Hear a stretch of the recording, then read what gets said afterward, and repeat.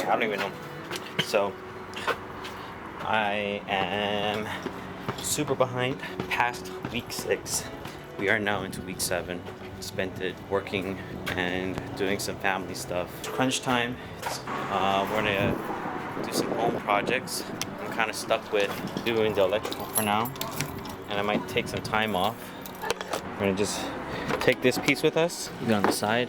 Figure this whole situation a little bit later on. We're gonna take our Dremel.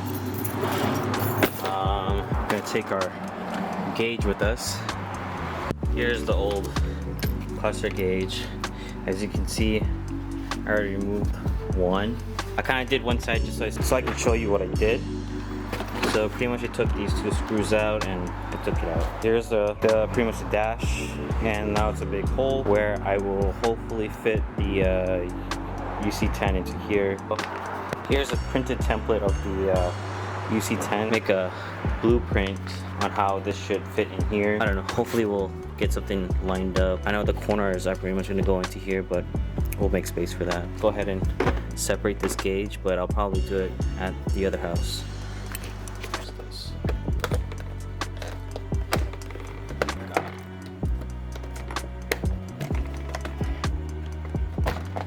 Nice. Boom. Check that out. We are going to try and keep this as much as possible. Hopefully we can separate this with our gauge here. Yeah, sick. Very good. Nice. So we're gonna go ahead and try and Dremel this out. This is gonna be pretty much the first cover of where it's gonna be at. So, and then the Haltech will sit right behind this. I'm gonna separate these 2. Oh god, oh god, oh god.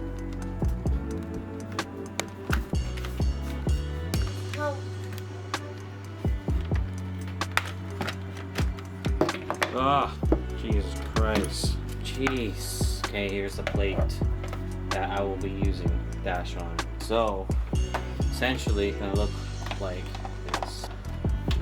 So, it kind of created a little exploded view of all the pieces with just the Dash. Gonna map some parts out, and this whole middle section is pretty much just trashed. Let's get to it. So, got my Dash here. Started making cuts here.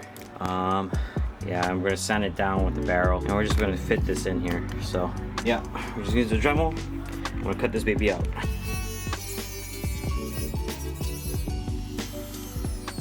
It's a pretty solid cut. This is all melted plastic. That should come off just fine. So I have the general cuts that I need to make across, up and down. This top part is pretty much gonna get chopped off, I think. There's no way of salvaging that, just how it's taped out. But not to worry, we just need this white piece out. We're trying to just salvage this back piece to connect to the white piece to the black piece, and that way it still holds its original shape.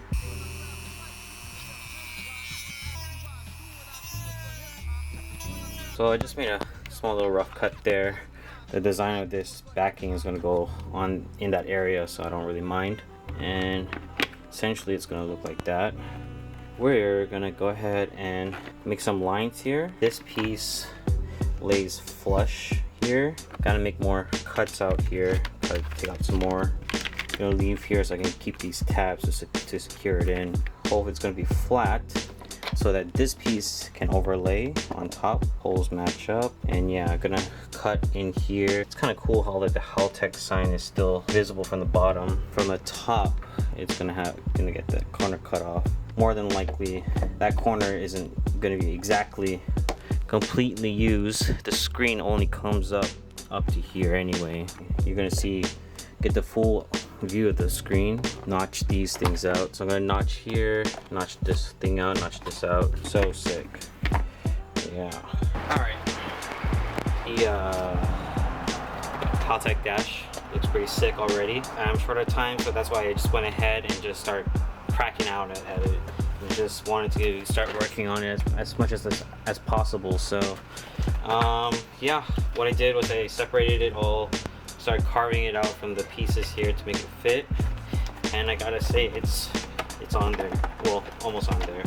The upper part here that's supporting is upstairs, but for the most part this is not going to come out.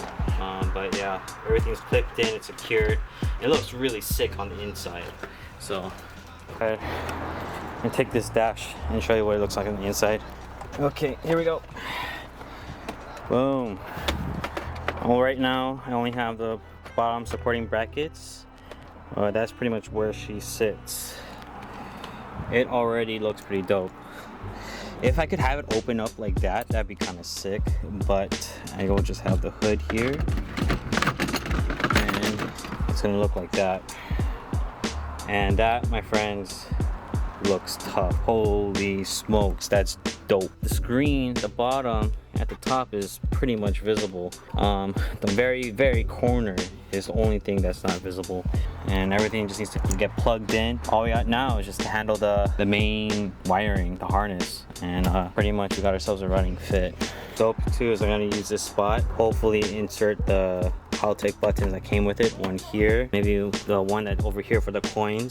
All right, so yeah, it's, I believe, blasted right through week 6. We're finishing up on week 7, and actually I think we're in week 8 now. You know, we didn't get a lot done in week 6 and 7, and there's so many things to do, and we still got a lot to do, no doubt about it. But we're gonna keep pushing forward, and we're gonna try and tackle the wiring process. So yeah. All right, so here's our 44 pin plug. You can see the design has that big block in the middle, versus this side has the 2 small blocks into this side. And we're just gonna go ahead and transfer this into here. So we're gonna slowly go from pin 6 to terminal 6 to terminal 4 into here. So we gotta make sure we are looking at this the same way, and the best way is just go down the list. So we're gonna do this super slowly, and yeah, take this and lift it up so it separates, and now all the pins can come out from this lock. And yeah, we're gonna do the unthinkable, and we're gonna de-pin this thing, hopefully successfully repin it. So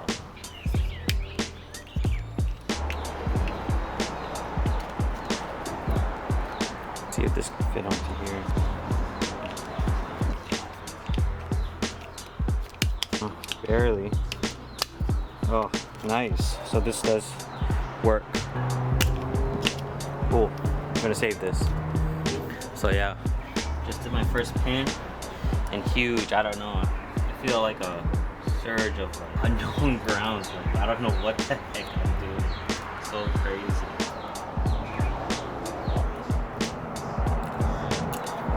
Here we are, man. We're totally doing it. Second one in, let's go. Alright. Just so I can just show you real time on how long it takes to de-pin one of these bad boys. We're gonna do the next one down the road, which is 4. That's a red wire. So it's this one, 4. Take this tool here.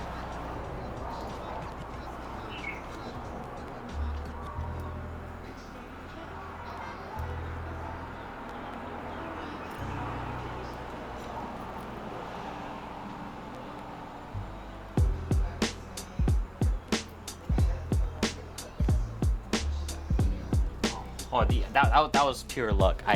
Dude, what the heck? Okay, so this is the red wire. This is 4. 4 is gonna go to 37. So that would be on here.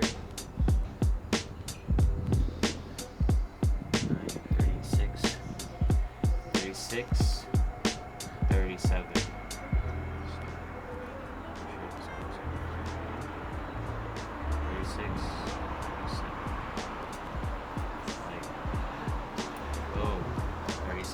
Okay, and that's pretty much it. We're just going down this list, and I'm taking whatever from here, doing the top row, then just go down each row from left to right and just like putting it in its respective area. So we're just gonna keep going along with that. All right, I cannot believe it, but I repinned everything here and it's ready to go. Everything's good to go. Since my car isn't automatic, there's some accessories that are leftovers, but I did mark them. Such as one of them is, this is paddle up, paddle down with the shifter on the wheel. So these triggers here and here, these triggers are those wires, and I believe some of them are also the shift lock, so that when you're in drive, the drive position is locked into place on the shifter.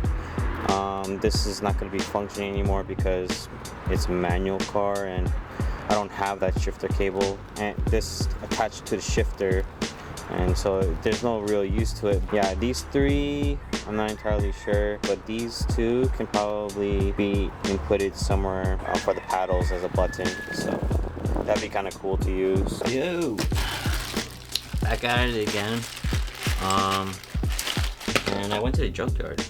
I don't think I recorded much, but so I took out the wiring harness because I'm running into a huge problem, and many might think I'm kind of crazy for this, but what I'm running into is that this is a K20 harness, an 02 I believe to 04. Figure out where these pins go to, just to do our due diligence. So essentially what I'm going to do is, to solve this problem, I went ahead and went to the junkyard and grabbed myself some 8th gen Civic plugs, because I found out that the plugs that I transferred it to was a 44 pin. Honda Fits are 49 pins, which is the same for Odysseys and other type Hondas during that era. Yeah, I have my 44 pins, which is for the 8. Yeah, we're gonna start by de-pinning this, and then we're gonna save these pins, because if I can't I don't think I have enough repinning supplies to do this job. We're gonna go ahead and just conserve this and reuse it as needed, and we're gonna repin this, solder some wires. Yeah, we're gonna make ourselves a harness. So we're just gonna de-pin this, and as a matter of fact, de-pinning almost comes naturally to me now a little bit. And as a matter of fact, it's not about actually, like, how would I say this, the force and getting between the two. Honestly, it's just finessing it somehow. And you're just like, you're in there, you just gotta trust the tool actually, that you're in that slot and you're lifting the lever to release the pin. I think I learned that super quick with previous like 4 clips. I would say I demolished a few, hold the pin in, I demolished the little lever thing on the inside and made it like 1,000 times harder to remove. A little bit of patience, or so to say.